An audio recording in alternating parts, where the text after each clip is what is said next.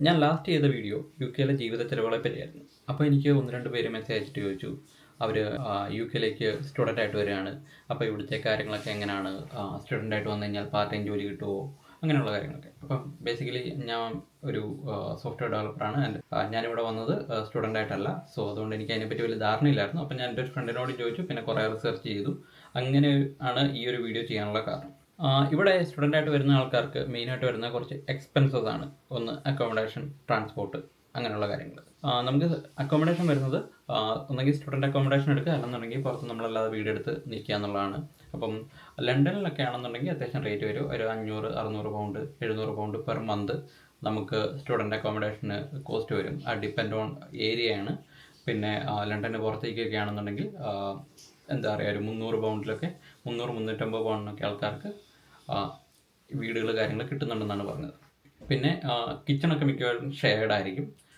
ചില സമയത്ത് ബാത്റൂം വരെ ഷെയർഡ് ആയിരിക്കും. നമുക്ക് ചെറിയൊരു മുറിയാണ്, നമ്മളിപ്പോൾ ഹോട്ടൽ റൂമൊക്കെ എടുത്ത് നിൽക്കില്ലേ, അതേപോലെ ഒരു ചെറിയ മുറിയായിരിക്കും നമുക്ക് മിക്കവാറും കിട്ടുക ഈ ഒരു റേറ്റിൽ വരുമ്പോഴത്തേക്കും. നമുക്ക് റേറ്റ് കൂടുതൽ കൊടുക്കാൻ ഉണ്ടെന്നുണ്ടെങ്കിൽ നമുക്ക് നല്ല അനുസരിച്ചുള്ള വീടുകൾ കാര്യങ്ങൾ കിട്ടും.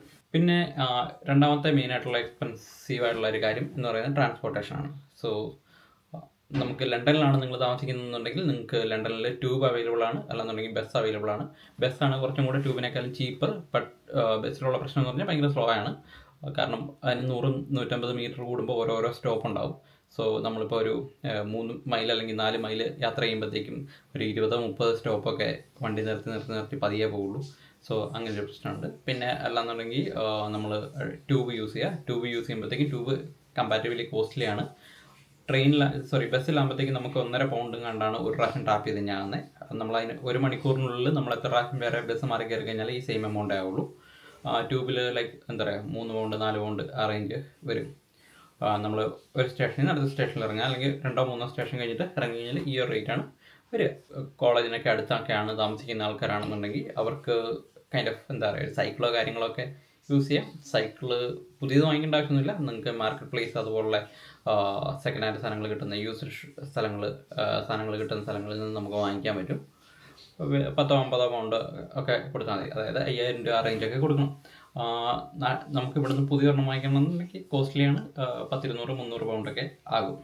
അതായത് 30,000-35,000 രൂപയൊക്കെ ആകും. സോ അതിനേക്കാൾ നല്ലത് യൂസ്ഡ് വാങ്ങിക്കുന്നതാണ്. പിന്നെയുള്ള കാര്യം എന്ന് പറഞ്ഞാൽ, നമ്മൾ സൈക്കിളൊക്കെ വാങ്ങിച്ചു കഴിഞ്ഞാലും ഭയങ്കര സെക്യൂറായിട്ട് സൂക്ഷിക്കുക എന്ന് പറയുന്നത് നമ്മുടെ ഉത്തരവാദിത്തമാണ്. കാരണം ഇവിടെ നിന്ന് അടിച്ചുകൊണ്ട് പോകും. നമ്മുടെ നാട്ടിലെ പോലെ അത്ര സേഫ് അല്ല ഇവിടുത്തെ കാര്യങ്ങളൊന്നും. മോഷണമൊക്കെ ഇഷ്ടം പോലെ ഉണ്ട്. കയ്യിലിരിക്കുന്ന ഫോണും കൊണ്ടുപോകും. വണ്ടി, സൈക്കിള്, സ്കൂട്ടർ കാര്യങ്ങളൊക്കെ ഇഷ്ടം പോലെ ഇവിടെ മോഷണങ്ങൾ കാര്യങ്ങളുണ്ട്. അപ്പം അതിൻ്റെ സേഫ്റ്റി കാര്യങ്ങൾ നമ്മുടെ സാധനങ്ങൾ നമ്മൾ തന്നെ സൂക്ഷിക്കണം. പിന്നെ ആരെങ്കിലും അടിച്ചുകൊണ്ട് പോകാനൊക്കെ വന്നു കഴിഞ്ഞാൽ അവന്മാർ കൊണ്ടുപോട്ടെ എന്ന് വെക്കുക. അല്ലാതെ നമ്മൾ അതിനകത്ത് പോയിട്ട് എടാ എൻ്റെ വണ്ടി തടാ എന്നും പറഞ്ഞുകൊണ്ട് പോയി പിടിക്കാൻ ചെന്നെങ്കിൽ ചിലപ്പോൾ കുത്തൊക്കെ കിട്ടും. അതുകൊണ്ട് എങ്ങനെയായാലും നമ്മളുടെ എന്തെങ്കിലും റോബറി ഒക്കെ ആണെന്നുണ്ടെങ്കിൽ കൊണ്ടുപോട്ടെ എന്ന് വെച്ചുകൊണ്ട് നിൽക്കുക. ഇവിടെ പോലീസുകാർ നമ്മുടെ നാട്ടിലെ പോലെ വന്നിട്ട് അവനെ ഓടിച്ചിട്ട് പിടിക്കുക, അങ്ങനത്തെ പരിപാടിയൊക്കെ ഭയങ്കര കുറവാണ്. കാണിച്ചു തന്നു കഴിഞ്ഞാൽ പിടിക്കാം എന്നുള്ള രീതിയിൽ അവർ നിൽക്കുകയുള്ളൂ. സോ ചെറിയ നഷ്ടങ്ങളൊക്കെയാണ് പോട്ടെ എന്ന് വെക്കുക എന്നുള്ളേ ഉള്ളൂ. കാരണം അല്ലാതെ നമ്മൾ കുത്തു വാങ്ങിച്ചു കഴിഞ്ഞാലും പ്രത്യേക കാര്യമൊന്നുമില്ലല്ലോ. പിന്നെ അടുത്തത് കുക്കിംഗ് ആണ്. കുക്കിങ് ഇവിടെ സ്റ്റുഡൻ്റ് ആയിട്ടുള്ള ആൾക്കാർ കൂടുതലും ചെയ്യുന്നതെന്ന് പറഞ്ഞാൽ സെൽഫായിട്ടുള്ള കുക്കിംഗ് ആണ്. അവർ സൂപ്പർ മാർക്കറ്റിലൊക്കെ പോയിട്ട് അത്യാവശ്യം റേറ്റ് കുറഞ്ഞ്, നമുക്ക് ലിഡിൽ അങ്ങനെയുള്ള സൂപ്പർ മാർക്കറ്റ് ഉണ്ട്. ലിഡിൽ, ടെസ്കോ ഒക്കെ, ലിഡിലാണ് ഏറ്റവും ചീപ്പറായിട്ട് ഇവിടെ സാധനങ്ങൾ അവൈലബിൾ ആകുന്ന സൂപ്പർ മാർക്കറ്റ്. സോ അവിടെ പോവുക, അവിടെ നിന്ന് നമ്മൾ നോർമൽ പച്ചക്കറി വാങ്ങിക്കുക. പിന്നെ ഇന്ത്യൻ സ്റ്റോറുകളൊക്കെ ഉണ്ട്. അവിടെ നിന്നാണ് നമ്മളുടെ മെയിനായിട്ടുള്ള ഈ പൊടികൾ സാധനങ്ങളൊക്കെ കിട്ടും. അപ്പം അവിടെ പോയിട്ട് സാധനങ്ങൾ വാങ്ങിച്ചിട്ട് സെൽഫായിട്ട് കുക്ക് ചെയ്യുന്നതാണ് കൂടുതലും റേറ്റ് കുറവ് അല്ലെങ്കിൽ എക്സ്പെൻസ് കുറഞ്ഞിരിക്കുന്നത്.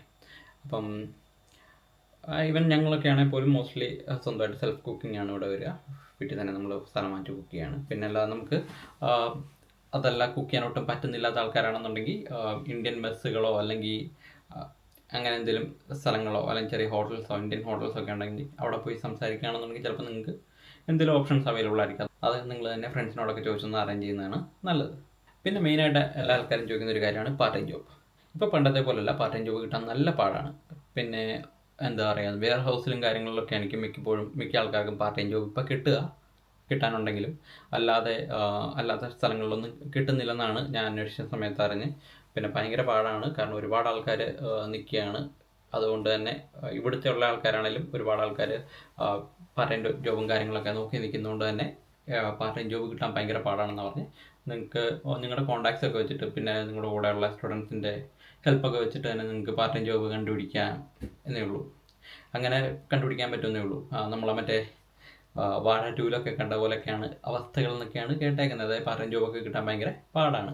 പിന്നെ ഉള്ളതെന്ന് പറഞ്ഞാൽ പാർട്ട് ടൈം ജോബ് നിങ്ങൾ നോക്കുകയാണെങ്കിലും സെയിം ഫീൽഡിൽ തന്നെ നോക്കുക. അതായത് നിങ്ങൾ പഠിച്ച സെയിം ഫീൽഡിൽ തന്നെ നോക്കുക എന്നുള്ളതാണ് പറയുന്നത്. കാരണം നിങ്ങളൊരു സ്പോൺസർഷിപ്പ് ഒക്കെയാണ് നോക്കുന്നതെന്നുണ്ടെങ്കിൽ സ്പോൺസർഷിപ്പൊക്കെ ഇപ്പം എന്താ റൂൾസും കാര്യങ്ങളൊക്കെ ഒരുപാട് മാറിയിട്ടുണ്ട്. അപ്പോൾ അതുണ്ട്. അതിൻ്റെ ബേസിൽ നിങ്ങൾ പാർട്ട് ടൈം ജോബൊക്കെ നോക്കുകയാണെങ്കിൽ പോലും നിങ്ങളുടെ സെയിം ഫീൽഡിൽ തന്നെ നോക്കുന്നതായിരിക്കും നല്ലത്. പിന്നെ ഒരു ഓപ്ഷൻ ഇല്ലെന്നുണ്ടെങ്കിൽ ക്യാഷ് ഇൻ ഹാൻഡൊക്കെ കിട്ടുന്ന പരിപാടികളുണ്ട്. ബട്ട് അത് ഇല്ലീഗലാണ് ഇവിടെ. അതായത് നമ്മൾ കയ്യിൽ പൈസ വാങ്ങിക്കുന്നത്. ഇപ്പം 14 പൗണ്ടാണ് ഇവിടുത്തെ മിനിമം വേജ്. പക്ഷേ നമ്മൾ ചെറിയ കടകളിലൊക്കെ പോയി നിന്നിട്ട് 8 പൗണ്ട് 9 പൗണ്ടിനൊക്കെ വർക്ക് ചെയ്യുന്ന ആൾക്കാരുണ്ട്. അപ്പം പക്ഷേ അത് ക്യാഷ് ആയിട്ട് അവർ കൊടുക്കും. ബട്ട് അത് ഇല്ലീഗലാണ് ഇവിടെ. വൺസ് പിടിച്ച് കഴിഞ്ഞാൽ അവർ നമ്മളെ കയറ്റി വിടും. മീൻസ് നമ്മുടെ വിസ ക്യാൻസൽ ചെയ്ത് നമ്മളെ കയറ്റി വിടും. സോ അതുകൊണ്ട് അങ്ങനെയുള്ളൊരു കാര്യങ്ങളുണ്ട്. പിന്നെ നിങ്ങൾക്ക് വർക്ക് ചെയ്യുന്നതിന് ലിമിറ്റഡ് അവേഴ്സേ ഉള്ളൂ. അതായത് 20 മണിക്കൂറേ വർക്ക് ചെയ്യാൻ പറ്റത്തുള്ളൂ. ടോട്ടലി 40 മണിക്കൂർ നോർമലി ആൾക്കാർക്ക് വർക്ക് ചെയ്യാമെങ്കിൽ സ്റ്റുഡൻറ്റിന് 20 മണിക്കൂറേ വർക്ക് ചെയ്യാൻ പറ്റത്തുള്ളൂ. പിന്നെ ഉള്ള കാര്യം എന്ന് പറഞ്ഞു കഴിഞ്ഞാൽ PSW ആണ്. നമ്മൾ സ്റ്റുഡൻ്റ് ആയിട്ട് വന്നു കഴിഞ്ഞാൽ നമുക്ക് ക്ലാസ് കഴിഞ്ഞിട്ട് ഉള്ള നേരത്തെ 2 ഇയേഴ്സ് ആയിരുന്നു. ഇപ്പം 1.5 ഇയേഴ്സ് ആയിട്ട് അവർ കുറച്ചിട്ടുണ്ടെന്നാണ് അറിഞ്ഞത്.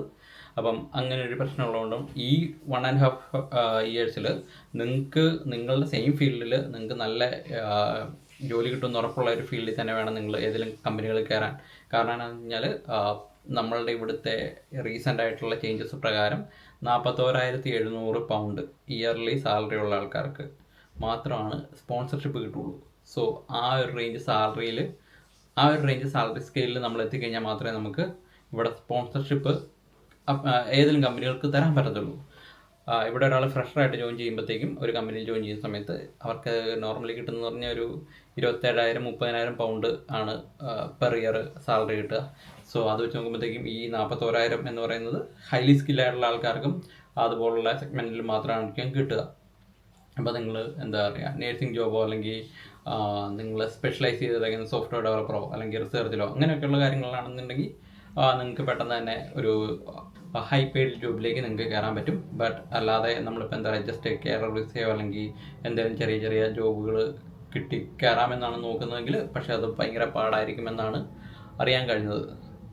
പിന്നെ കെയർ വിസയൊക്കെയാണ് പല ആൾക്കാരും ഓഫർ ചെയ്യുന്നത്. ഓക്കെ, നിങ്ങൾക്ക് ഇവിടെ വന്നിട്ട് ഏതെങ്കിലും കെയർ വിസയൊക്കെ കയറി പോകാം എന്നൊക്കെ പറഞ്ഞ് പലരും പറയുന്നത് കേട്ടിട്ടുണ്ട്. ബട്ട് സെറ്റിൽ ആവാൻ ഭയങ്കര പാടായിരിക്കും. ബിക്കോസ് അതിലൊരുപാട് നിയമങ്ങൾ ചേഞ്ച് ആയിക്കൊണ്ടിരിക്കുന്നു. പിന്നെ പാർട്ട്നേഴ്സിനെ കൊണ്ടുവരാൻ പറ്റത്തില്ല. അങ്ങനെയുള്ള ഏതാണ്ടൊക്കെ ഒരുപാട് നൂലാമാലകൾ അതിൻ്റെ പുറകിലുണ്ട്. അപ്പം അങ്ങനെയുള്ള കാര്യങ്ങളൊക്കെ നിങ്ങളിപ്പോൾ ഒന്ന് അന്വേഷിച്ചിട്ട് മാത്രം ചെയ്യുക. കാരണം എനിക്കും വലിയ ഉറപ്പില്ല ആ കാര്യത്തിൽ. അതിലൊക്കെയാണ് എന്താ പറയുക, ചെറിയ സാലറിയിലും വിസ കിട്ടുന്ന ഓപ്ഷൻസ് ഉള്ളത്. ബട്ട് ഇപ്പോൾ അതിന് ഒരുപാട് ലിമിറ്റേഷൻസ് ഉണ്ട്. പിന്നെ എന്നോടിപ്പം ചോദിക്കുകയാണ്, ഇപ്പം ആര് ഇവിടെ UK വരരുതെന്ന് ചോദിച്ചു കഴിഞ്ഞാൽ ഞാൻ പറയുന്നത് പറഞ്ഞാൽ, നിങ്ങളിപ്പോൾ പഠിക്കാൻ വേണ്ടി മാത്രം വരുവാണ്, അല്ലെങ്കിൽ പഠിക്കുക കഴിഞ്ഞ് പഠിത്തം കഴിഞ്ഞിട്ട് നാട്ടിലേക്ക് പോവുക, ഇവിടെ ജോലി കിട്ടിയില്ലെന്നുണ്ടെങ്കിൽ കുഴപ്പമില്ല, ഫിനാൻഷ്യലി നിങ്ങളത് ബാധിക്കില്ല. അങ്ങനെയുണ്ടെങ്കിൽ നിങ്ങൾ ഹാപ്പിയായിട്ട് വരിക, ഇവിടെ കുറച്ചാൾ പഠിക്കുക, ചെറിയ രീതിയിലുള്ള പണികളൊക്കെ ചെയ്ത് അത്യാവശ്യം കാശൊക്കെ ഉണ്ടാക്കി തിരിച്ചു പോവുക. ക്യാഷ് ഉണ്ടാക്കുന്നതിൽ നമുക്ക് ഒരിക്കലും ഒരു പ്രോമിസ് ചെയ്യാൻ പറ്റത്തില്ല. ബിക്കോസ് ഇവിടുത്തെ നിയമങ്ങളൊക്കെ അങ്ങനെയാണ്. ഇവിടെ നിങ്ങൾക്കറിയാലോ, ഇവിടുത്തെ പ്രധാനമന്ത്രി പോലും 2 വർഷം തികച്ച് ഭരിക്കുന്നില്ല. ഇങ്ങനെ മാറിക്കൊണ്ടിരിക്കുകയാണ് എല്ലാ 1-2 വർഷം കൂടുമ്പോൾ. സോ ഇവിടുത്തെ ഒരുപാട് ഫിനാൻഷ്യൽ ആയിട്ടുള്ള പ്രശ്നങ്ങൾ കാര്യങ്ങളുണ്ട്. ജോബുകൾ കിട്ടാൻ ഒരുപാട് പാടാണ്. പിന്നെ മാക്സിമം ജോബൊക്കെ കിട്ടാൻ വേണ്ടി ലിങ്ക്ഡിനിലും കാര്യങ്ങളും തപ്പുക, ഫ്രണ്ട്സിനോട് അന്വേഷിക്കുക, അങ്ങനെയുള്ള കാര്യങ്ങൾ മാത്രമേ ഉള്ളൂ നമുക്കിപ്പോൾ ചെയ്യാൻ. പിന്നെ വിസ ഉള്ളവർക്ക് പോലും ഇവിടെ ജോബ് കിട്ടാൻ ഭയങ്കര പാടാണ്. ഓക്കെ, ഇപ്പം നിങ്ങൾ വിചാരിക്കുന്നുണ്ടാവും, ഞാനിവിടെ ഏതായാലും യുകെയിലെത്തി, അതുകൊണ്ട് ഞാൻ ഇവിടെ ജോബുണ്ട് കാര്യങ്ങളുണ്ട്, അപ്പം എനിക്ക് ബാക്കിയുള്ള ആൾക്കാർ കയറി വരുന്നത് ഇഷ്ടപ്പെടാഞ്ഞിട്ട് ഞാനിങ്ങനെയൊക്കെയുള്ള കാര്യങ്ങൾ പറയുന്നതാണ്. ബട്ട് നിങ്ങൾക്ക് ജസ്റ്റ് ഒന്ന് ചിന്തിച്ച് നോക്കിയാലും അല്ലെങ്കിൽ നിങ്ങളുടെ പരിചയത്തിലുള്ള UK ആൾക്കാരെ വിളിച്ച് അന്വേഷിച്ച് നോക്കിയാലും നിങ്ങൾക്ക് അറിയാൻ പറ്റും എന്താണ് ഇവിടുത്തെ സാഹചര്യങ്ങൾ എന്നൊക്കെ. പിന്നെ അതൊക്കെ അന്വേഷിച്ചിട്ട് മാത്രം കയറി വരിക. പിന്നെ എന്താ പറയുക, ഞാനിങ്ങനെ പറഞ്ഞു എന്നും പറഞ്ഞുകൊണ്ട് നിങ്ങൾ കയറി വരാതിരിക്കരുത്.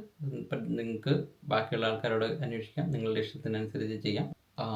എന്താ പറയുക, നാട്ടിലൊരു 80,000 രൂപ അല്ലെങ്കിൽ 1,00,000 രൂപയൊക്കെ മാസം സാലറി ഉള്ള ആൾക്കാർ ഒരു കാരണവശാലും അവരുടെ ജോലി കളഞ്ഞിട്ട് ഇങ്ങോട്ട് വരേണ്ട ആവശ്യമില്ല. ബിക്കോസ് പർച്ചേസ് പവർ പാരിറ്റി എന്ന് പറയുന്ന സംഭവമുണ്ട്.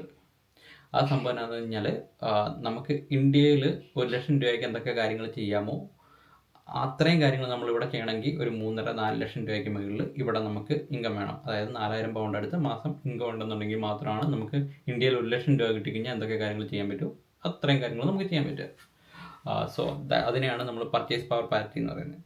അപ്പം അത് വെച്ച് നോക്കുമ്പോഴത്തേക്കും നമ്മൾ അവിടുന്ന് ആ ഒരു ജോലിയും കളഞ്ഞിട്ട്, അത്രയും നല്ല ജോലിയും കളഞ്ഞിട്ട്, 1 ലക്ഷം രൂപയൊക്കെ സാലറി കിട്ടുന്ന ജോലി കളഞ്ഞിട്ട് ഇവിടെ വന്നു കഴിഞ്ഞാലും നിങ്ങൾക്ക് ഏകദേശം സെയിം എമൗണ്ടൊക്കെ തന്നെ ഉണ്ടാക്കാൻ പറ്റുള്ളൂ. പിന്നെ ഒരു എന്താ പറയുക, ഒരു ബെറ്റർ ലൈഫ് സ്റ്റൈൽ എന്നുള്ള രീതിയിൽ നോക്കുമ്പോഴത്തേക്കും അതുണ്ട്. ബട്ട് നിങ്ങൾക്ക് കൺഫേം ആയിരിക്കണം ഇവിടെ വന്ന് ഇങ്ങനെ ഒരു നല്ല ജോലി കിട്ടി സെറ്റ് ആവാം എന്ന് ഉറപ്പുണ്ടെങ്കിൽ മാത്രം. അല്ലാതെ സ്റ്റുഡൻ്റ് ആയിട്ടൊന്നും ഈ ഇത്രയും നല്ല ജോലിയൊക്കെ ഉള്ള ആൾക്കാർ അത് കളഞ്ഞിട്ട് ഇങ്ങോട്ട് വരുന്നതിൽ എനിക്ക് അഭിപ്രായമില്ല. പിന്നെ നിങ്ങളുടെ ഇഷ്ടം. സോ നിങ്ങൾക്ക് പൈസ ഉണ്ട്, നിങ്ങൾക്ക് ജോലിക്ക് പോകണ്ട, നിങ്ങളുടെ സാലറി വേണ്ട, നിങ്ങൾക്ക് ജീവിക്കാമെന്നുണ്ടെങ്കിൽ നിങ്ങൾക്ക് സുഖമായിട്ട് ഇവിടെ വന്ന് സെറ്റ് ആവാം, നോ ഇഷ്യൂസ്.